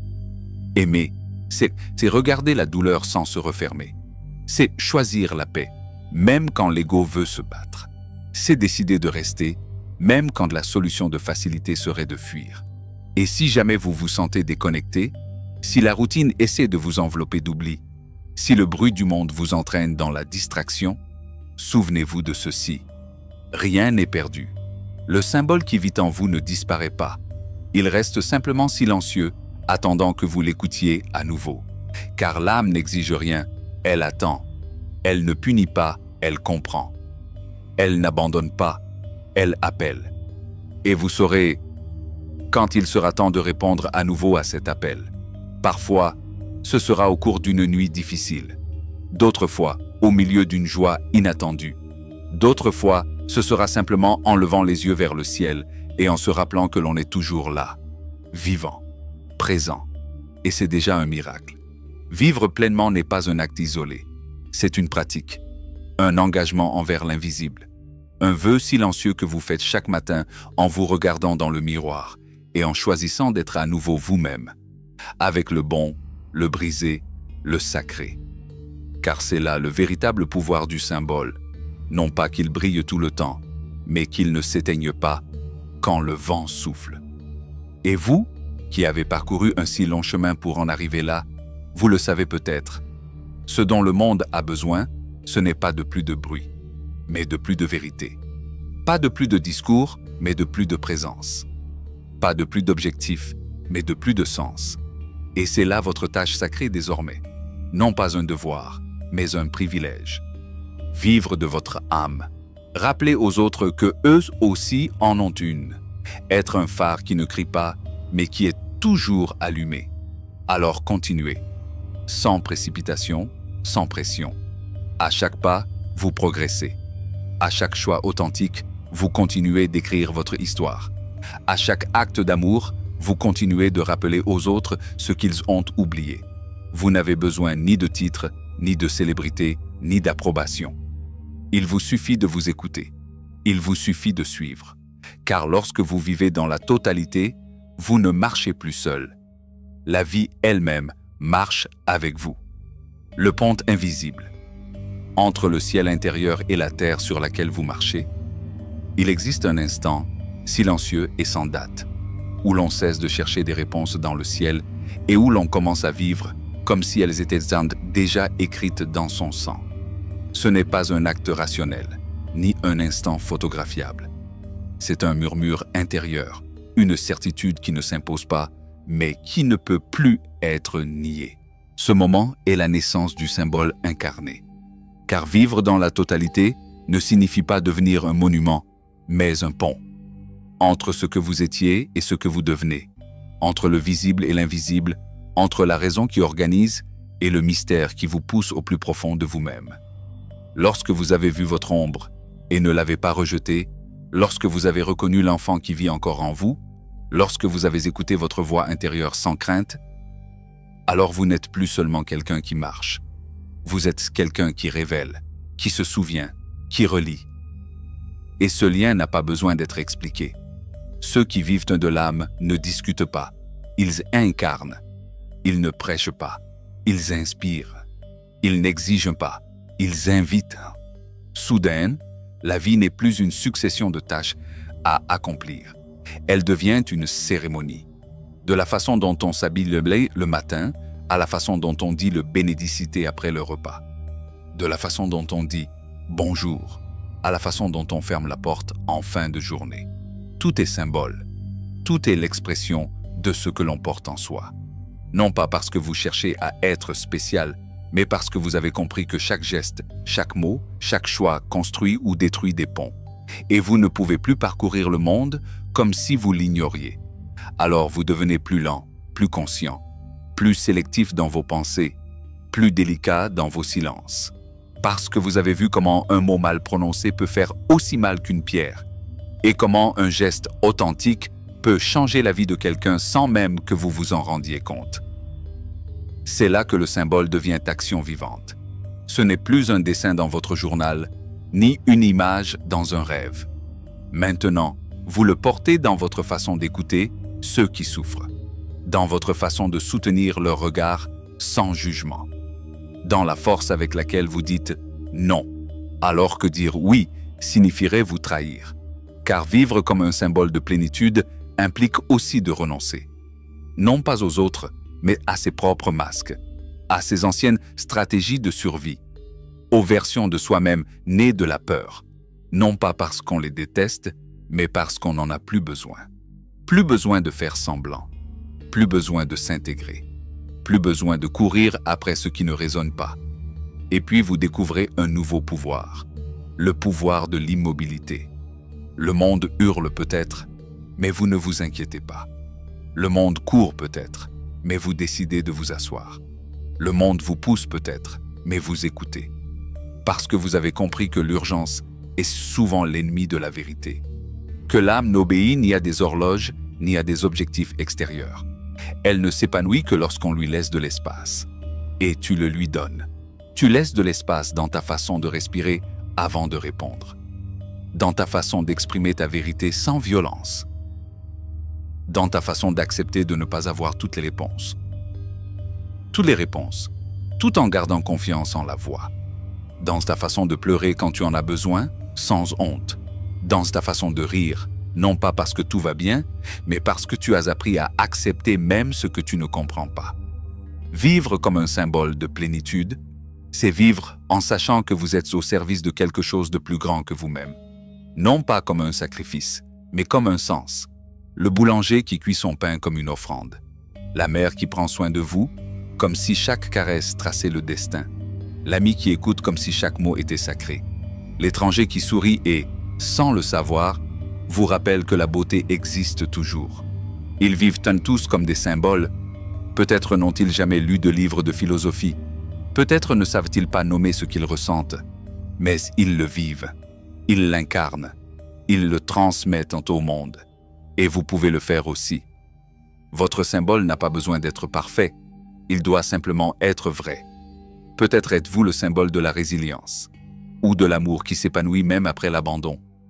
Peut-être êtes-vous le symbole du silence porteur de sagesse, ou de la voix qui n'abandonne jamais. Peut-être êtes-vous le symbole du feu qui brûle sans jamais se consumer, ou du fleuve qui ne s'arrête jamais. Quel que soit votre symbole, vous seul pouvez le vivre.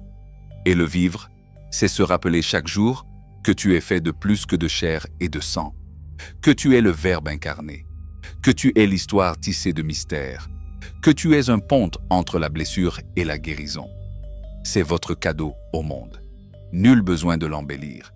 Il vous suffit de l'offrir. Non pas par obligation, mais en réponse à la vie qui vous a tant donné.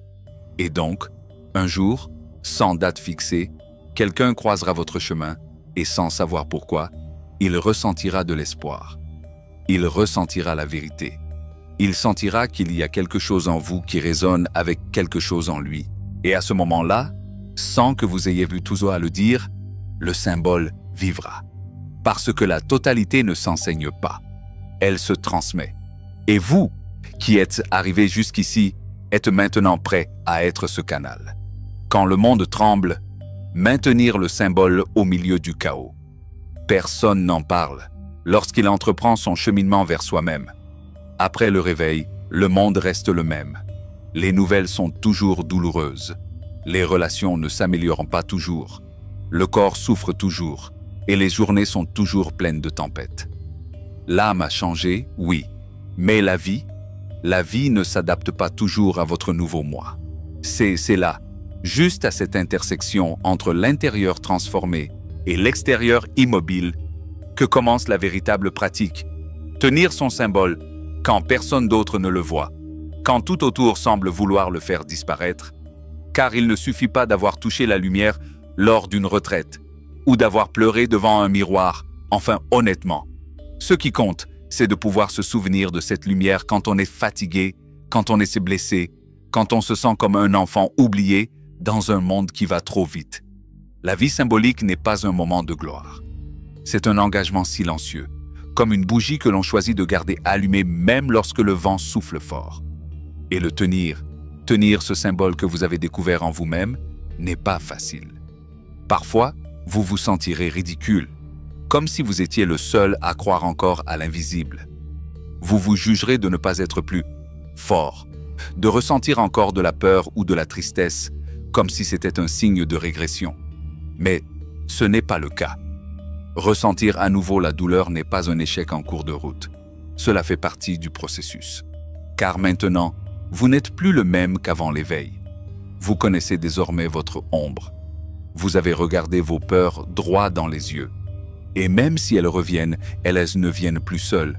Maintenant, vous êtes là, là aussi, avec présence, avec amour, avec un souvenir profond de l'âme que vous êtes. Avant, quand on souffrait, on se perdait. Maintenant, quand on souffre, on se retrouve. Et c'est là toute la différence. Le chaos ne disparaît pas, mais votre relation avec lui se transforme. Vous ne lâchez plus le contrôle. Vous ne courez plus. Vous observez. Vous nommez. Vous le supportez. Peut-être même l'acceptez-vous. Car vous avez appris que derrière chaque crise se cache un symbole qui attend d'être reconnu. Peut-être que la colère que vous ressentez n'est pas seulement de la rage. Peut-être que c'est votre feu intérieur qui vous rappelle que vous êtes resté silencieux trop longtemps. Peut-être que votre tristesse n'est pas seulement du découragement. Peut-être que c'est votre âme qui vous dit que vous avez cessé de vous nourrir. Peut-être que ce vide qui revient chaque nuit n'est pas de la solitude, mais de l'espace. Un espace sacré pour ce qui n'est pas encore arrivé. Vivre comme un symbole dans le chaos, c'est avoir le courage de ne pas perdre sa poésie quand tout réclame la prose. C'est choisir, encore et encore, de répondre honnêtement, même quand mentir semble plus facile. C'est soutenir son regard quand on préférerait le baisser. C'est faire confiance au langage secret de son âme, même quand personne d'autre ne le comprend. Et c'est fatigant. Bien sûr que c'est fatigant, mais c'est une fatigue noble. La fatigue de quelqu'un qui aime de tout son corps, de quelqu'un qui vit de toute son âme, de quelqu'un qui n'a pas abandonné, malgré la douleur, malgré l'incertitude, malgré les nuits noires. Dans ces moments-là, ne vous jugez pas. Souvenez-vous, même le soleil se couche, même la mer se retire avant d'embrasser à nouveau le rivage. Vous aussi, vous pouvez vous reposer. Vous aussi, vous pouvez trembler sans que cela signifie que vous êtes brisé. Garder son symbole au milieu du chaos ne signifie pas la perfection. Cela signifie l'honnêteté. Il y a des jours où la seule façon de vivre pleinement est d'accepter de ne plus pouvoir supporter la situation et de demander de l'aide, ou de pleurer, ou de dire « je ne sais pas », ou de se laisser prendre dans les bras. Et c'est aussi vivre comme un symbole. Car le symbole le plus puissant n'est ni la croix, ni le feu, ni la lune. C'est la vulnérabilité transformée en vérité. Quand tu décides de ne pas te trahir malgré la peur. Quand tu choisis d'écouter ton cœur même lorsque la logique te crie dessus. Quand, même dans l'obscurité, tu continues à avancer sans éteindre ta lumière intérieure. Dans ces moments-là, tu es le symbole. Pas celui que tu lis, pas celui que tu étudies, celui que tu incarnes. Le symbole qui rappelle au monde qu'on peut encore croire, qu'on peut vivre avec une âme, qu'il existe une autre voie. Et dans ces gestes, dans ce courage discret, un réseau invisible se tisse. Un réseau fait d'humanité authentique. Car lorsque vous portez votre symbole, même sans le connaître, vous aidez les autres à trouver le leur. C'est la révolution la plus profonde. Une communauté silencieuse d'êtres humains qui, au milieu du chaos, n'ont pas oublié qui ils sont. N'espérez pas la reconnaissance. Ne cherchez pas les applaudissements. Ce n'est pas un exploit pour les yeux du monde. C'est une promesse intime avec votre âme. Promettez-vous de continuer à marcher, même si vous tombez à nouveau. Je te promets que tu t'élèveras sans haine, sans dureté. Promettez-vous de continuer à écouter vos rêves, même si vous ne les comprenez pas. Promettez-vous de continuer à regarder les autres avec compassion, même si le monde vous apprend le contraire. Promettez-vous de vivre à partir du symbole, même si vous vous sentez parfois seul, parce que tu n'es pas seul. Il y a d'autres cœurs, proches ou lointains, qui tremblent aussi, qui luttent aussi pour garder la lumière au milieu de la tempête. Vous ne les voyez peut-être pas. Vous ne leur parlez peut-être jamais, mais ils existent. Et leur existence renforce la vôtre. Et quand tout cela sera terminé, quand le chaos se calmera et que votre âme respirera à nouveau, vous saurez que vous n'avez pas simplement survécu. Vous saurez que vous avez vécu fidèlement avec vous-même. Et c'est le symbole le plus sacré que vous puissiez offrir au monde. L'art d'aimer avec intégrité. Créer et se connecter à l'âme éveillée. Lorsqu'une personne rencontre son âme, sa façon d'aimer change à jamais. L'amour ne repose plus sur un sentiment de manque, un besoin d'être sauvé ou la peur de la solitude. Désormais, l'amour est ancré et sincère, avec un feu qui ne brûle pas, mais qui illumine. Avant l'éveil, beaucoup d'amour était des pactes inconscients. Comble ce qui me manque. Fais-moi oublier ce qui me fait mal. Dis-moi que je suis suffisant parce que je n'y crois pas. Mais après le voyage de l'âme, ces contrats se dissolvent. Non pas parce que l'amour cesse d'avoir de l'importance, mais parce qu'il est purifié. Il cesse d'être une transaction pour devenir une offrande. Il ne s'agit plus de posséder, mais de partager. Le silence n'est plus craint, il est honoré. Ce n'est plus nécessaire, c'est reconnu. Celui qui a traversé son ombre, qui a dialogué avec ses rêves, qui a perçu la multiplicité de son être, commence à regarder les autres avec plus de compassion. Il comprend que chaque être humain est une constellation de blessures, de souvenirs, de masques et de symboles endormis. La perfection n'est plus exigée. L'humanité est accueillie. Et de là, un nouvel amour naît. Un amour qui ne se construit pas seulement dans des moments sublimes, mais dans des gestes du quotidien, dans le respect silencieux de l'espace de l'autre, dans la capacité d'écouter, même quand on n'est pas d'accord, dans la tendresse de laisser quelqu'un être tel qu'il est, sans chercher à le modeler. Cet amour n'est ni fragile ni violent. C'est un amour ferme qui sait te dire non sans blesser. Il sait se retirer quand il n'y a plus de croissance. Il sait rester là quand l'âme l'exige. Il ne dépend ni de contrats sociaux ni d'étiquettes. C'est un lien d'âme, âme, et non de masque à masque. Et comme l'âme ne s'impose pas, cet amour non plus. Il en va de même pour la créativité.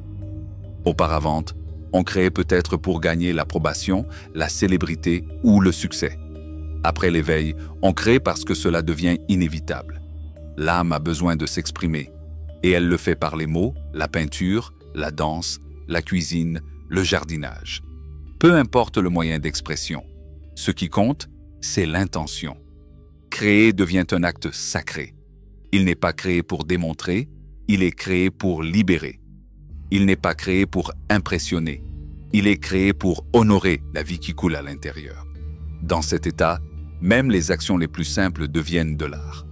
Préparer consciemment une tasse de thé, écrire quelques lignes à l'aube, planter une graine dans un sol fertile, tout se charge de symbolisme. Tout peut devenir une prière silencieuse. Vivre selon le symbole, c'est permettre à la beauté de ne pas être une exception, mais une façon d'être au monde. Et cette beauté est contagieuse.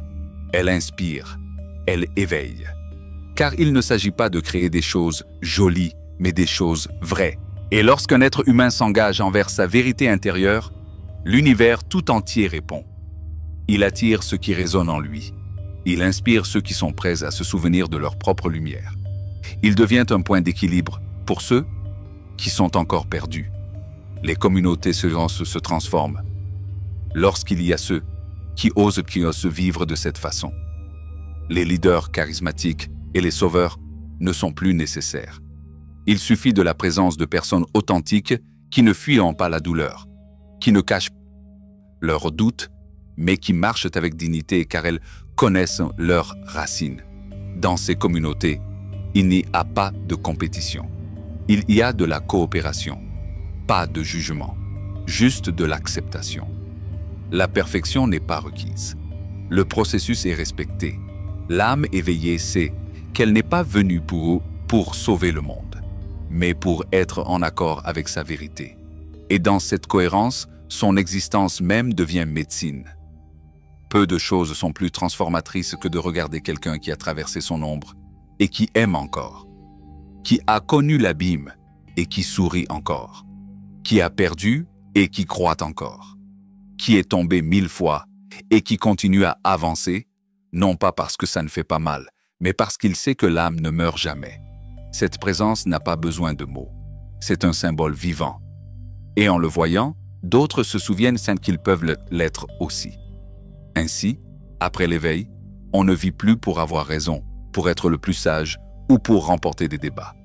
On vit pour semer silencieusement des symboles, pour être un pont, pour se rappeler par sa vie qu'on peut vivre le cœur ouvert, même dans un monde qui semble parfois fermé. Et ce n'est pas que la douleur disparaisse. L'âme sensible continue de ressentir, mais elle a appris à traduire chaque émotion, chaque obstacle, chaque blessure, dans le langage de l'âme. Quand quelque chose te fait mal, tu ne te demandes pas « Pourquoi moi ?» Tu te demandes « Quelle partie de moi a besoin d'amour en ce moment ?» Quand quelque chose échoue, il ne s'en veut pas. Il se demande « Quel symbole est en train de mourir et lequel veut naître ?» Quand quelque chose se brise, il ne désespère pas. Il se demande « Quelle vérité se cachait là-dessous ?» Ainsi, même la souffrance devient une leçon. Même la perte devient une révélation. Même le vide se remplit de sens. Parce que tout, absolument tout, peut être un symbole. L'âme éveillée vit dans ce mystère. Il n'a pas besoin de réponses claires. Il ne recherche pas de garantie. Juste de la présence. Juste une connexion. Juste une profonde cohérence entre ce qu'il ressent, ce qu'il croit et ce qu'il fait. Et cette cohérence est son phare. Il la guide quand tout s'écroule à l'extérieur. Il la soutient quand son corps tremble. Il l'enracine quand le vent tente de la déraciner. La vie devient sacrée non pas parce que tout va bien, mais parce que chaque instant, même le plus sombre, est vécu avec âme. Et ainsi, l'amour cesse d'être un conte de fées et devient communion. La créativité cesse d'être un talent et devient un canal. La communauté cesse d'être un groupe et devient un reflet. Et la personne, vous, moi, quiconque choisit de vivre à partir de son centre, devient sans le vouloir un symbole d'intégrité pour un monde qui a oublié son unité. C'est le don du chemin. Pas la perfection, pas la célébrité, pas les applaudissements, mais la possibilité d'être le miroir de quelque chose de réel, de quelque chose d'éternel, de quelque chose qui respire du plus profond de l'âme. L'écho de l'âme, quand le symbole transcende la vie.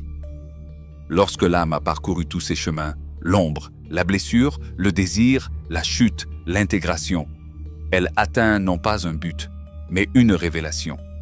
Elle n'est pas une simple étincelle au cœur de l'univers, mais une partie inséparable du feu éternel.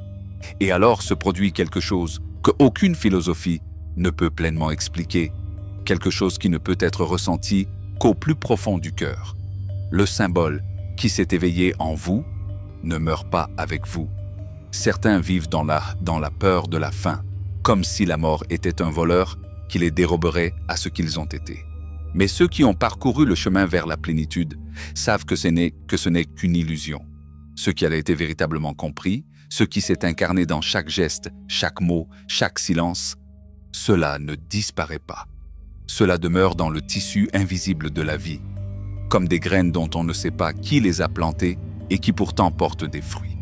Comme des chansons anciennes qui se répètent sans que personne ne se souvienne de leur origine.